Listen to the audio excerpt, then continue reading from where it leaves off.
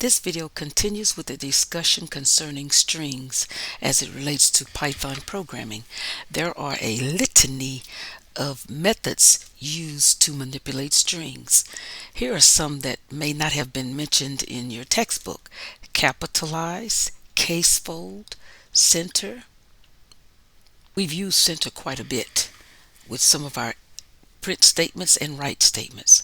Count, encode, ends with, expand tabs, find, format, format map, index, is alphanumeric or alphabetic rather, is decimal, is a digit, is an identifier, is lower, is numeric, is printable, is a space, is title, is upper, join, L justify, lower, L strip, make trans, it returns a translation table, partition, replace, R find, returns the highest index of a substring, R index returns the highest index of the substring inside the string. Then you have R justify and write, R partition, R split, R strip, split lines, start with, strip, we use that in some of our programs already, swap case, title, translate, upper, Z field, and so on. The list goes on and on. These can be used to help us analyze a string of characters, whether it be by line or a file, etc. So we will use some of these methods to write a program that analyzes string characters. Suppose we wanted to write a program that goes in to find out how many uppercase characters are in a text file. Then what we would do is we would initialize our local variables within this function, this main function. We would call the function to open files for reading, call a function to open files for writing. We would use a for loop to read the data from a file. So we would use something like the for statement. That seems to be easier. For line in, and whatever the input file object is, that's what we would use. In the heading of our for loop, we would read the file and store it inside of a variable list.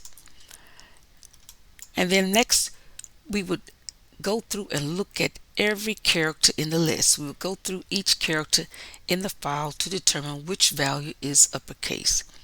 So we could start off with char being the actual character in the variable list. If that character is upper, that's what we're saying. If the char is upper case, we count it. If we were looking for lowercase, we would do the same thing. We would say, is the character lowercase, by using some appropriate method to determine this phenomenon. Then we would call the function to write the results as a report, close our file for reading, close our file for writing, and the last thing we would do is call our main program. Now we have mentioned 3 different functions or subfunctions inside of this main function.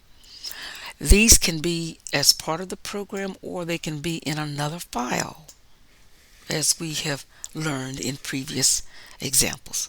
Okay, so let's take this and convert this over to Python to see what it would look like. So I will use this pseudocode outline to help me. So the first thing it says, in my main program, I'm going to initialize local variables within that function. So I'm going to say, I'll just say main function, and you may be very specific with your name as I have indicated in previous videos. So what we'll do is we'll say def main, open close parenthesis. You notice each time You use control constructions. They always, after we type in that colon syntax, it automatically indents to let you know that all of the statements that are indented are associated with this function. So I'll initialize my local variables. These are variables that are used within the main program. Count, uppercase, and I'll set that to 0. Variable list is equal to single quote, single quote. I could have just used the word data, but it's just a list of data. Next, I will call some pre-existing customized functions that I made in another program, and I stored it in a separate file. I'll say call the function to open a file for reading the data. This is a file I made up previously with customized functions. These are functions I'm going to be reusing over and over in different programs. I will create the function, store it here, and then reference it by importing it. So I'm going to have one called open read file. I fine-tuned this function, the open read, a little bit more. I really do not need to return but the end file. I don't really need this one. So to shorten redundancy, I'll just remove that. So when I call this function, I will indicate end file is equal to open read file. And just to make sure that we don't have garbage in our files or our objects, we can initialize them to an empty string. End file is equal to an empty string. That's two single quotes that are adjacent to each other.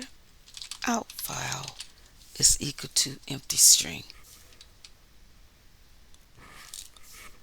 Just before we go through each step, let's first read the data. I'm getting ahead of myself a little bit. So what we're doing is we initialize those variables, and that's what we did over here. Call the file for opening, for reading, and for writing, and we really only need the one. So we're going to call the function to open a file for reading the data.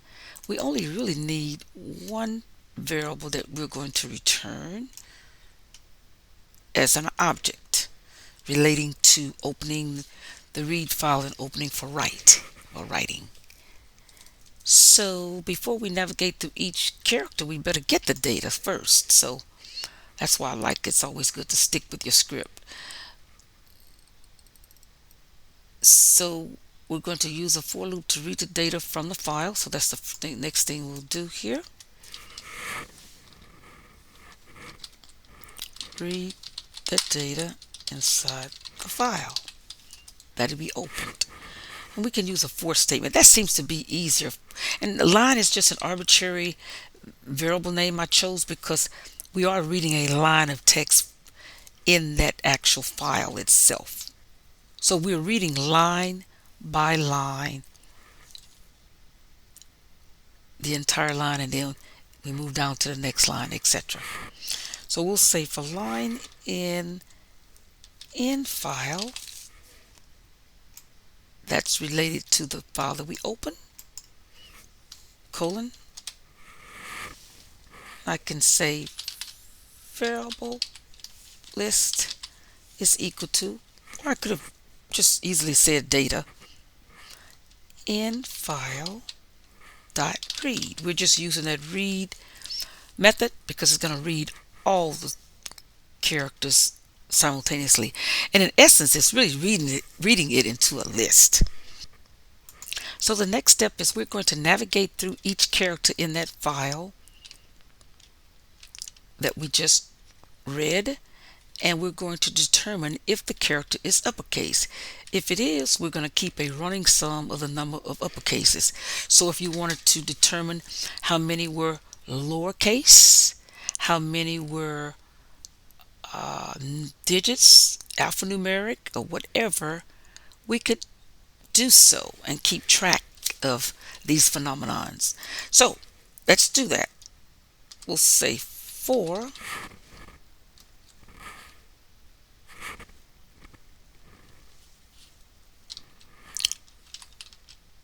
character, or CHAR, for character in the variable list that we just created.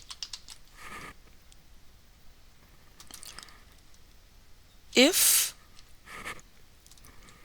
that variable dot is upper, open close parentheses, if that criterion is met, if that criterion is met, then what we want to do is count this. So we'll say count underscore upper, and we can do plus equal 1. And you know that's the same thing as saying count is equal to count plus 1. This is just a shortcut, so make sure you understand that.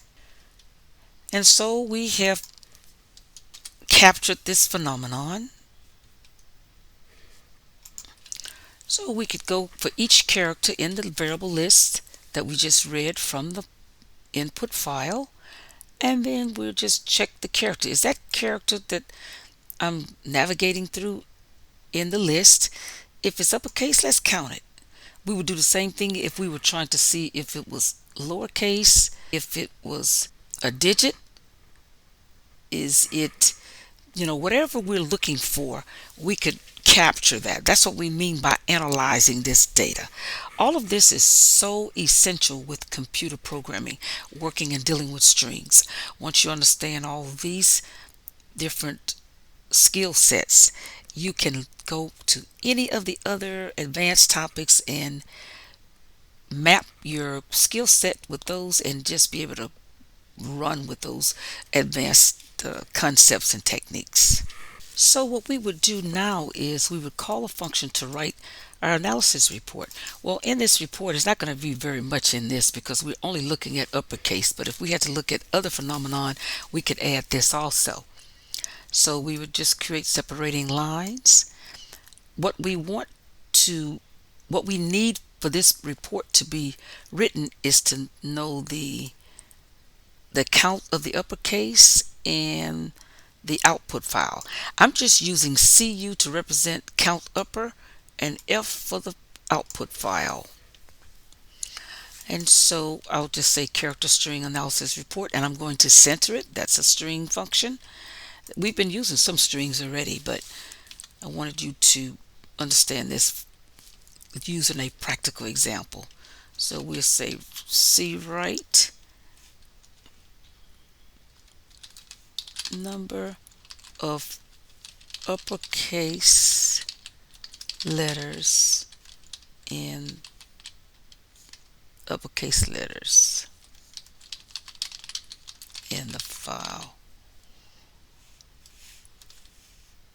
And I'll just put a colon here, and I'll say CU, which stands for count upper.